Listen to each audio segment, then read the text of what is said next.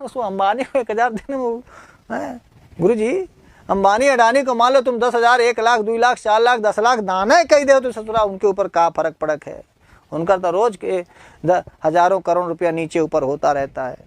एक बार उनका शेयर गिरा तो कहेंगे 10,000 लाख करोड़ डूब गया, उनसे क्या फर्क पड़ता है 10,000 करोड़ डूब जाए तो उनको 2 दिन में फिर 10,000 करोड़ कमा लेना है। गुरु जी पर यदि दरिद्रे दीयते दानम, पर जिसके घर में रोज खाने तक को नहीं है, पत्नी बीमार है, लड़की की शादी करनी है और पति की कोई कमाई नहीं है, बेचारे दरिद्र हैं, गरीब हैं, यदि उनको आप 1,50,000 दे दिए तो वे दरिद्र तब दानम सफलम। ऐसा भीष्म पितामह युधिष्ठिर को समझाते हुए महाभारत में कहते हैं।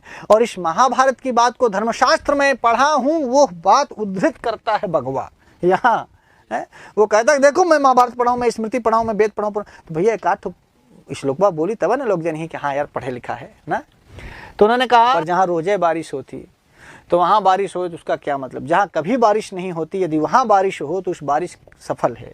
और अब पंडित जी यहाँ तक खा के आए हमारे खीर पूड़ी सेवई 4 प्रकार के भाजी सब्जी।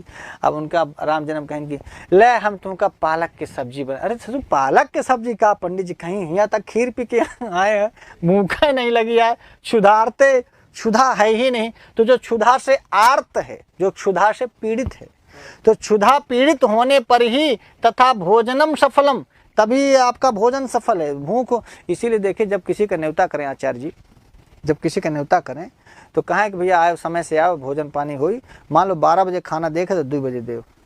अच्छा काहे, हो सकता है तुमको थोड़ा गरियावा है लेकिन वो 2 बजे तक खूब भूखा जाइए, का हो जाइए वो के चपक के भूख लगे, फिर भोजन कराओ सफल होगा।